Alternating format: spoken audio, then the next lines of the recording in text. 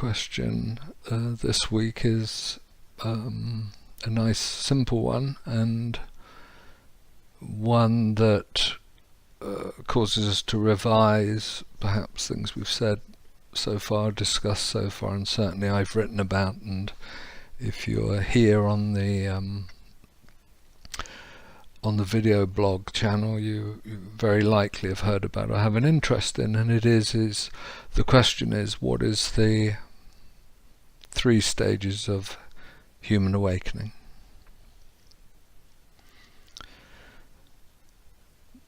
The 3 stages of human awakening reflect a comprehensive model of psycho-spiritual development. Comprehensive in this case means there's nothing left out. This is a model that makes sense of personal growth, therapy, counseling, inner exploration and inner work, in terms of a progression towards a state of heart opening and spiritual preparation. At this point in the model of the 3 stages, the basic foundations change. That's because spiritual life and spiritual work and the spiritual realms are kind of like a mirror image of this relative state.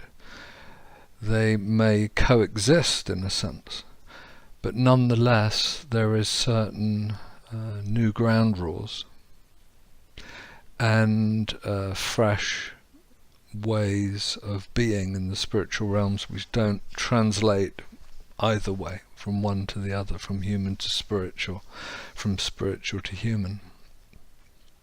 First stage of awakening involves the remedial work of letting go of all your expectations and assumptions that are based on the past.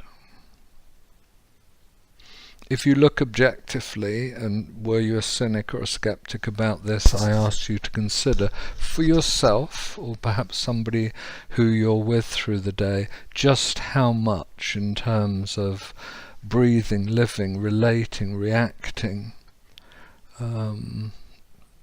response, behavior in all ways, the patterns of behavior that any given person has is related to past experience. It's a kind of unconscious science. This reaction or this kind of tone or this kind of behavior has worked in the past, so I repeat it, and somehow it minimizes risk. Somehow it keeps me safe. Somehow it wards off danger. Somehow it keeps me in a comfortable place. The process of self-discovery, which is what happens within the first stage of awakening, is examining all of that, all of the inner and outer processes,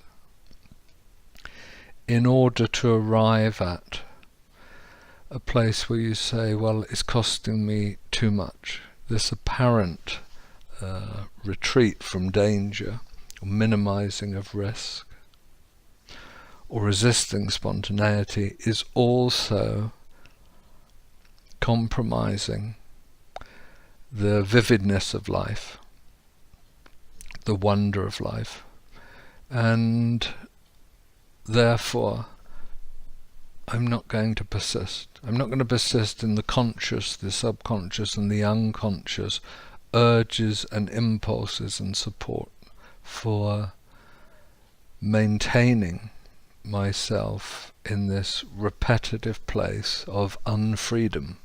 If you see, forgive the word, this unfreedom is really no longer enough. So first stage awakening is really what over the years I and many others, and if you're a counsellor or a therapist or a healer of some sort, you probably touched on, or maybe it's centred on, or maybe it's absolutely central to your approach to working with people in some healing therapeutic capacity. First stage of awakening then, in my model, is different from others, but also the same. It's the same in that the processes of seeking out competent therapist, someone you can have a healing relationship with, is central to the business of focusing on what needs to be undone or dismantled. But it's different in the sense that I've taken the ideas of individuation or self-actualization, there's many terms for this, and this idea of wholeness, and progressed it in a way that says these conditions augur transformation. In other words, a change from which there's no turning back.